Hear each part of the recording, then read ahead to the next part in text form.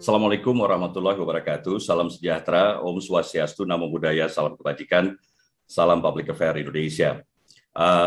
Terima kasih moderator kita, tentunya yang saya hormati, Pak Bram, CEO dan founder dari The Economic, yang selalu mendukung kegiatan Public Affair Forum Indonesia.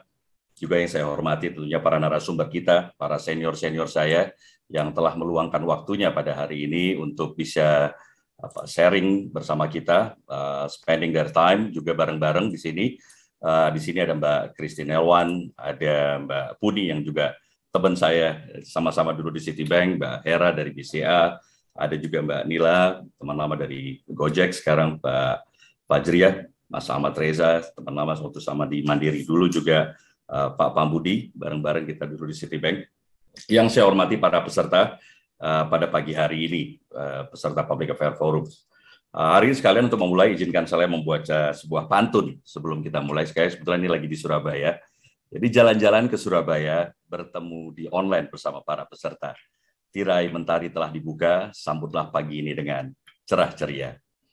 Hadirin sekalian yang saya hormati, ada sebuah phrase yang sering disebutkan, yaitu people are our greatest asset. Dunia manajemen, textbook, manajemen, semua mengakui bahwa karyawan adalah key stakeholder ataupun the power within organisasi. Namun juga ada sebuah pernyataan yang menyatakan employees are always the last to know about the company news. Bahwa karyawan adalah orang yang terakhir mengetahui tentang berita-berita kinerja perusahaannya. Believe it or not, ini sering terjadi. Yang para staf di perusahaan menjadi orang yang paling terakhir mengetahui bagaimana kinerjanya, brandnya, program-program kegiatannya, bahkan mungkin gosip tentang perusahaan lebih sering diketahui oleh publik, oleh orang luar daripada staf perusahaannya sendiri. Nah, Bapak dan Ibu peserta Summit pada pagi hari ini, di dalam First Employee Engagement Summit 2022 ini, kita akan berdiskusi bersama para praktisi, para pakar, saya rasa, juga dari bidang komunikasi maupun human capital. Jadi atas nama Public Affair Forum, saya ucapkan terima kasih kepada para senior saya yang telah hadir dan sharing perspektif mereka dan spending waktu mereka untuk bisa bersama kita pada hari ini. Bapak Ibu yang saya hormati, izinkan saya memberikan sedikit konteks dalam diskusi kita tentang apa itu Public Affair sendiri, peran fungsi strategisnya, karena tidak saja ini tercakup dari aspek government relation, regulatory affair, ataupun stakeholder engagement, namun juga di sisi Public Affair ada communication dan public relation. Nah, di dalam dunia PR sendiri, ternyata ada persepsi bahwa PR itu mainly fokusnya hanya ke external public relation semata.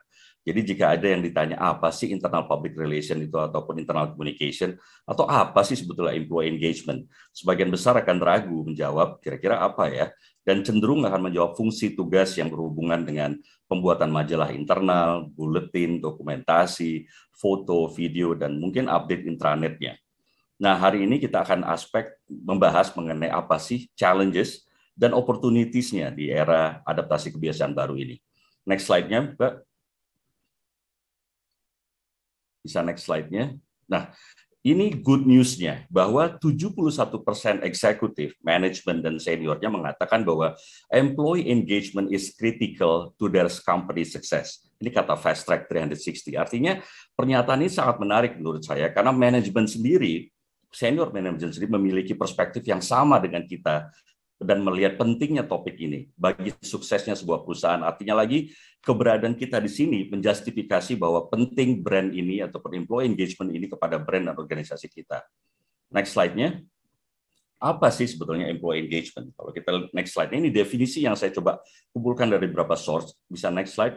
Employee engagement di sini adalah komitmen emosional ternyata yang dimiliki oleh seorang staf, karyawan kita terhadap organisasi dan tujuannya. Komitmen ini tidak semata engagement, jadi ada caring di situ, ada ownership di situ dengan pekerjaan mereka, tidak semata-mata hasilnya usulan gaji dan bonus, tapi lebih dari itu bahwa mereka percaya dengan visi misi perusahaan hingga akhirnya terciptalah sebuah success for the company. Nah, next slide-nya. Mengapa hal ini penting? Mengapa people itu penting melihat bahwa employee is a key? Saya rasa Richard Branson correctly saying bahwa saya percaya apa yang dikatakan Richard, client do not come first, but employee come first. If you take care of your employee, they will take care of the client. So even Richard Branson, seorang CEO brand yang cukup besar global, dia percaya bahwa employee must come first. Next slide-nya. Ini juga ditambahkan oleh Sergio Zeman dalam bukunya The End of Advertising as We Know It. Dia dulu adalah CMO dari Coca-Cola dan perusahaan-perusahaan besar lainnya. Dia bilang, the real secret behind the success of this company, KFC, McDonald's, Microsoft, and has nothing to do dengan food dan ingredient chemical-nya, gitu, chemical ingredient-nya. Instead, dia bilang, it's all about hiring the right people. Jadi, it's all about people di sini, dan giving them the leadership and skill untuk bisa sukses. Nah, challenges kita ke depan seperti apa saat ini?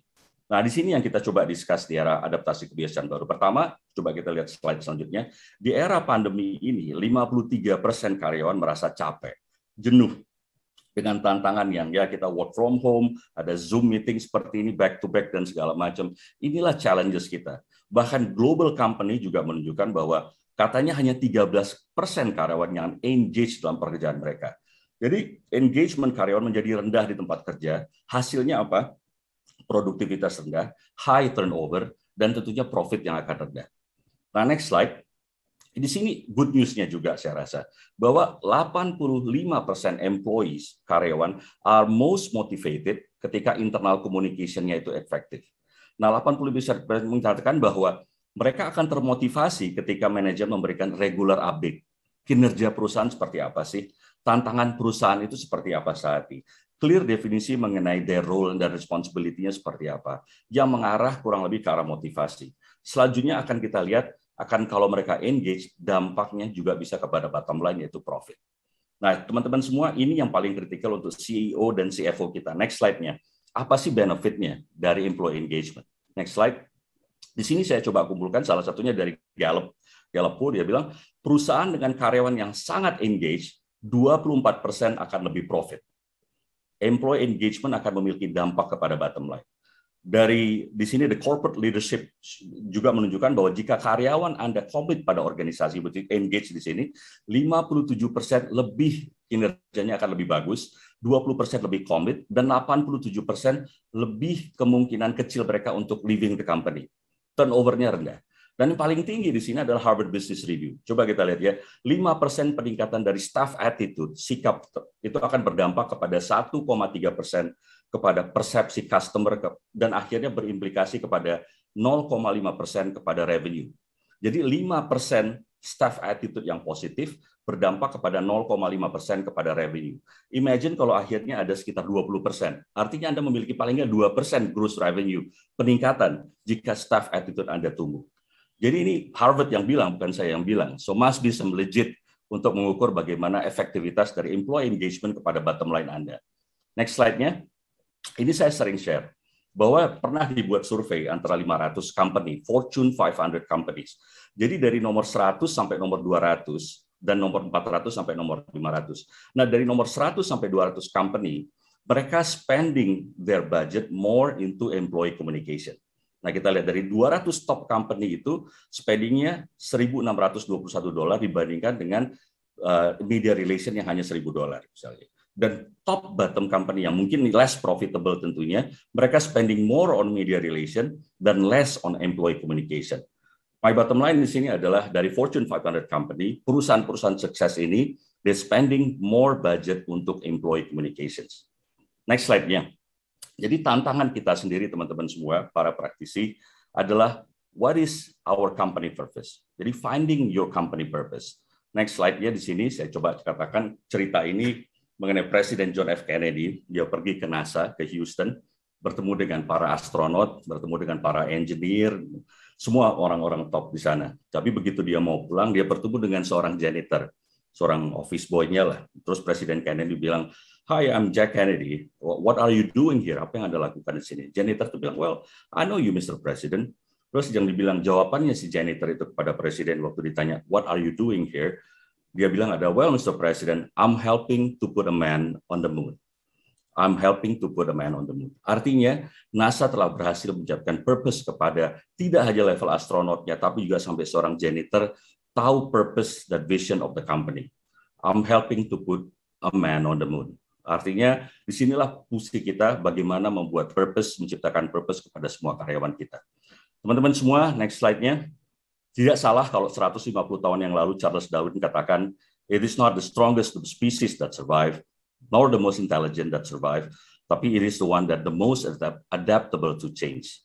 Kita harus adaptasi. Jadi dalam diskusi kita dalam konteks besarnya, next slide-nya, dalam opini saya, mantra kita ke depan, kalau next slide-nya Mas, mantra kita ke depan adalah 3 hal ini. Di dalam era adaptasi kebiasaan baru, opini saya, yaitu we have to adopt, adapt, dan adapt. Kita harus mengadopsi kondisi saat ini, kita harus beradaptasi dengan strategi-strategi baru, dan kita harus mahir, adapt, memahami kecanggihan untuk lebih canggih lagi ke depannya. Para peserta yang terhormat, terima kasih sudah bergabung di Public Affairs Forum Indonesia pada pagi ini, dan selamat datang di The First Employee Engagement Summit tahun 2022. Mari kita berdiskusi. Salam dari Surabaya. Assalamualaikum warahmatullahi wabarakatuh.